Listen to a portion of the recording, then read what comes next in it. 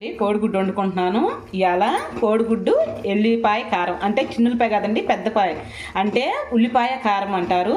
అది చేసుకుందాం, వచ్చేసేయండి. దాంట్లోకి ఉల్లిపాయ ముక్కలు ఇదిగో ఇలా కట్ చేసుకున్నానండి. ఇదిగో లైటింగ్ సరిగ్గా పట్టల, ఇదిగో ఇలా కట్ చేసుకున్నాను. అన్ని ముక్కలు అలానే ముక్కలు అలా వేసుకున్నాక కొంచెం ఉప్పు అండి, నేను ఒక పెద్ద ఉల్లిపాయ కోసాను. ఒక ఉప్పు, 2 స్పూన్లు కారం వేసుకుందాం. ఒకటి, ఇంకోటి కూడా వేసుకుందాం. టేస్ట్ అసలు పెద్ద ఉల్లిపాయ కారం అంటేనే వేరే లెవెల్. జీలకర్ర వేసుకుందాం, మరింత కదండి, ఒక్కరో వేస్తున్నాను. ఒక్కరో జీలకర్ర వేసుకున్నాం. ఇంకా ఇది మూత పెట్టేసుకొని మెత్తగా పేస్ట్ చేసుకుందాం. అదిగోండి, ఓకేనండి. ఇంక ఇలా ఉంటే చాలు, ఇంక తీసేసుకుందాం.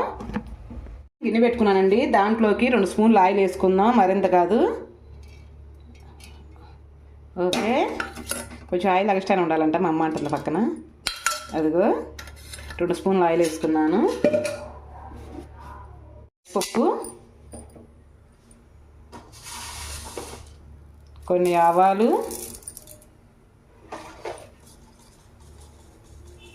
కొంత జీలకర్ర బాగా వేపుకుందాం.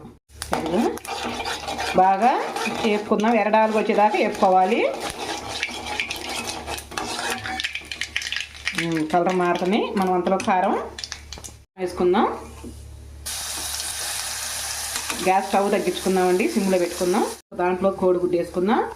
కోడిగుడ్డు వేసుకున్నాక అనవచ్చు, నువ్వు ఏంటక్క ఒక్క గుడ్డే వేసావు, ఇంట్లో అందరు తింటారని. పిల్లల కోసము, మా వారి కోసము పప్పు వండానండి. పప్పు, పచ్చిమిరకాయలు, టమాటా పచ్చడి, ఈ 2 చేశాను.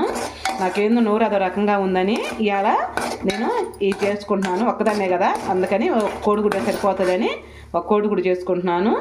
ఇదిగోండి, అవి వేడి వేడి అన్నంలో తింటుంటే ఆ రుచే వేరండి. వెల్లుల్లి కారం కదండి, అదే ఉల్లిపాయ కారం అంటారు. సూపర్గా ఉంటుంది ఈ టేస్ట్.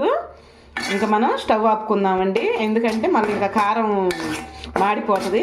ఇంకా చాలు, ఇంక ఇంత మాత్రం తీసి గిన్నెలో పెట్టుకుందాం అండి. కోడిగుడ్డు ఉల్లిపాయ కారం అండి రెడీ అయింది. మనం వేడి వేడి అన్నంలో పెట్టుకొని తినేద్దాము.